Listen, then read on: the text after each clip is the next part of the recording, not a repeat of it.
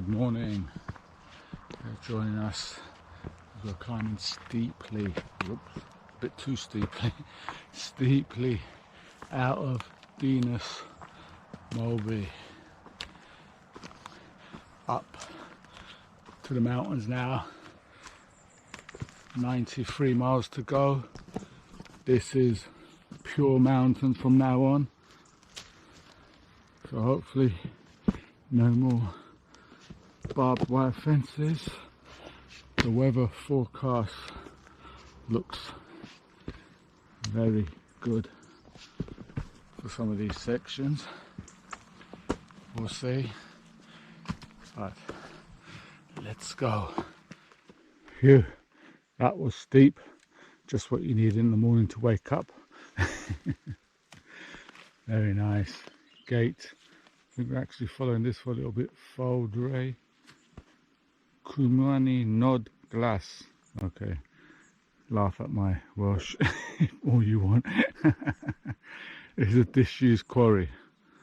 Yeah, I can see all the slate.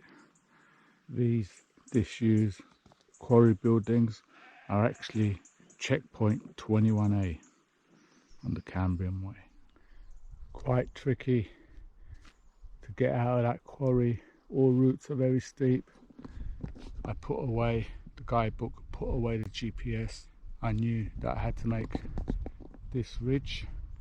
Just use my eyes, use my mountain sense that I've built up over the years. Hill walking, mostly in Scotland.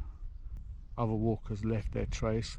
I was looking for that trace and found the best route up here. And that trace helps you. Rough walking over this Heatherstone moor to find the meeting of these two fence lines. Easy fence to cross there.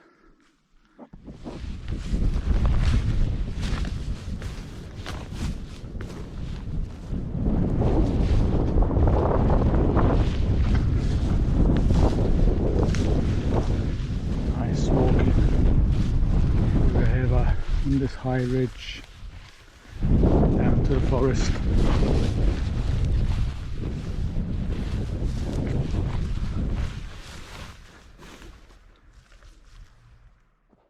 We are going up here and across. That's Maglalese, and then up to the top of that mountain there.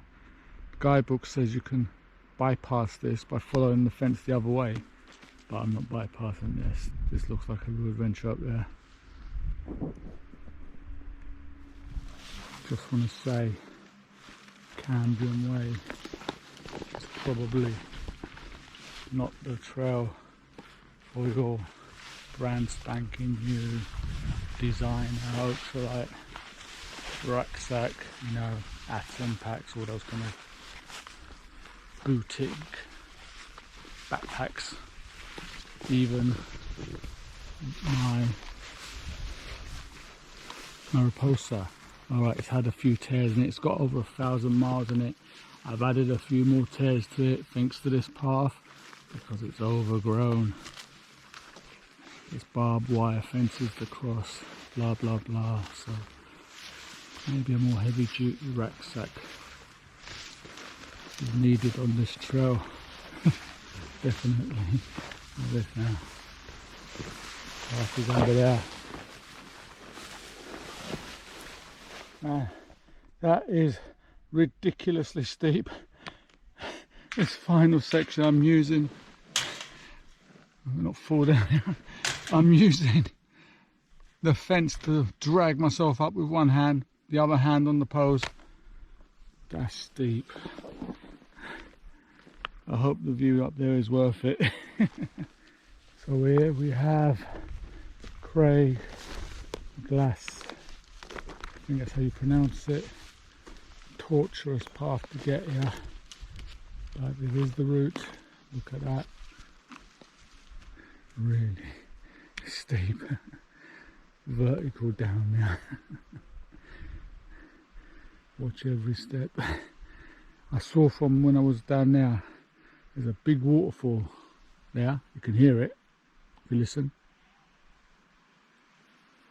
I think maybe we pass it, but then it's up to there. Now some parts of that path are, if you know the Cape Wrath Trail, Falls of Glomac, that skirts the side of the falls and then down into the valley. It's like that, yeah. So I'm going to paraphrase that great mountaineer saying, look well to each step, and with each step realize it could be your last step, so pay attention, don't slip. Here's the start of that waterfall, you can see from below. It goes down there and then drops quite a way down there.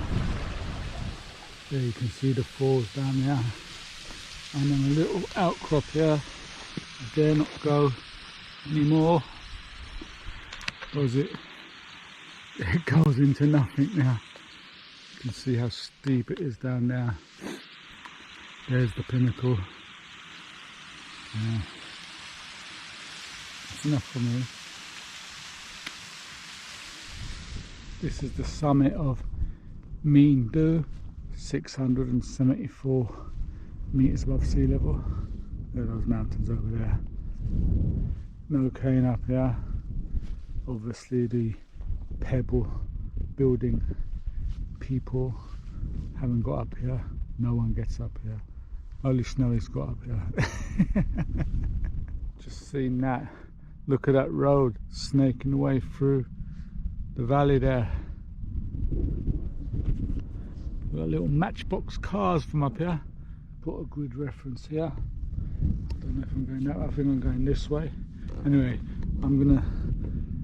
Do you remember that classic episode of Only Fools and Horses when Del Boy keeps asking that Lord of the Manor, is that a Da Vinci? Is that a Da Vinci? Well, I'm going to be, is that Snowdon over there? Every mountain I see, I think it's Snowdon. Is that a Snowdon? Look at that, what a view out here. Mountains as far as you can see on that side. And over here as well, look at that. Just notice, that's the sea over there. We're heading towards Bournemouth. That is the sea. Pretty sure that's the sea. Haven't seen one of these for a long while. Is that a Snowdon?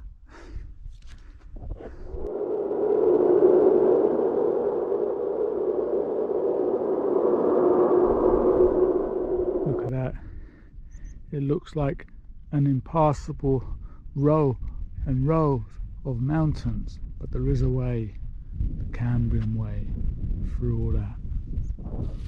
This here is the equivalent of a cornice in snow. You know when the snow builds up and there's like a forced ledge you could drop off? You step there, you're falling down there because that goes down. You'll lose your footing. It'll be bye-bye forever. Sorry, but I'm not going to step there. I can recognise it. Look at that. I can still see the road. Look at that down there. This is absolutely fantastic walking today. Once you gain the height, been up and down all these hills. None of them have canes, but they're all between 600 and 700 meters nearly. Still going. Look up there. Another one. Apparently the stage ends in about 2 miles at an A road. So I don't know, this Cicerone guidebook, there's no mention of wild camping. There's not even any mention of camping, yeah? How do they expect people to do this? How are you going to finish the stage on the road, yeah, from nowhere? I mean, to plan this with accommodation, if you're into that kind of thing, this is a mammoth undertaking. You know, meticulous over planners would love this. But you definitely need a lot of planning if you didn't carry what you need on your back. Finish at the edge of the road. Absolutely no one again on these hills. Not a soul.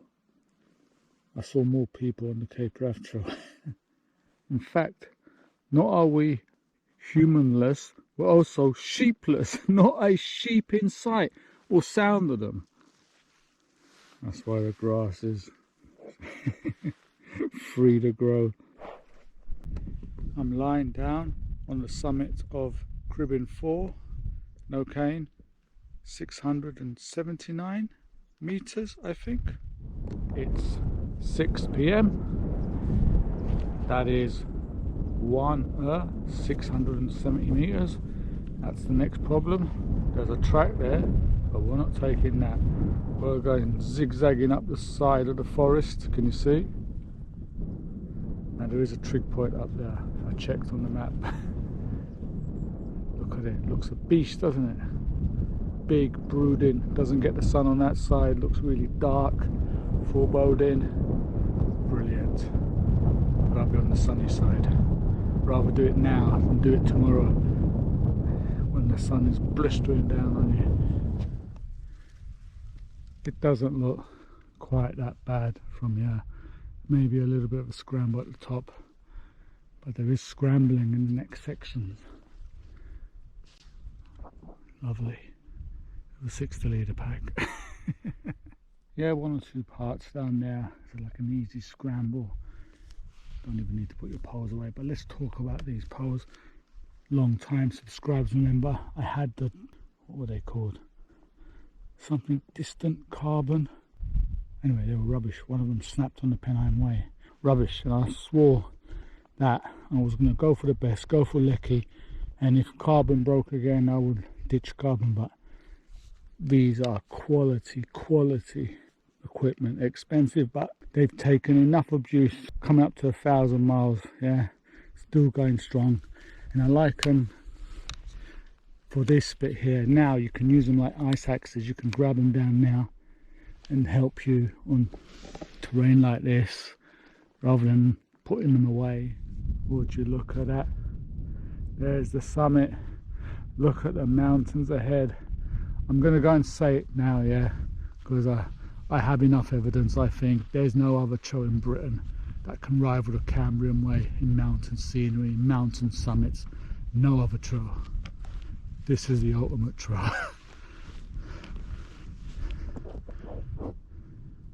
What a view.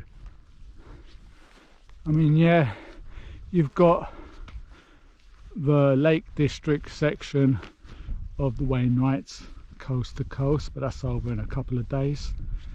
You've got the Cape Wrath Trail, which has nice mountains, but you don't really climb the mountains. You go through passes, and once you get past Ullapool, it's mostly flat.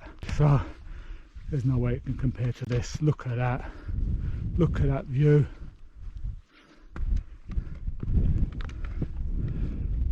Look at the way ahead. Spectacular. Spectacular. I'm looking now for somewhere to wild camp because I can hear the road. That's where the stage ends for the day in the guidebook. Know where I'm going down now. Just look at that. I've got a bumblebee that doesn't want to leave my side, so I don't know if you can hear that on the video, but it's a very friendly bee. Of course, bumblebees don't sting you for no reason. Very intelligent bees. Hopefully. So I've put Terry the Terra Nova, I think we'll call him Terry, from Minder. Yeah, I like all the old stuff. Don't watch anything new on television, haven't for donkey's years. So Terry the Terra Nova is just down from the summit. Look at the view me and Terry have. Look at that.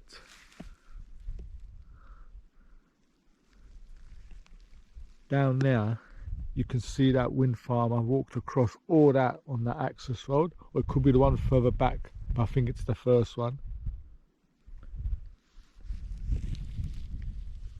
Over here, you can definitely see the sea.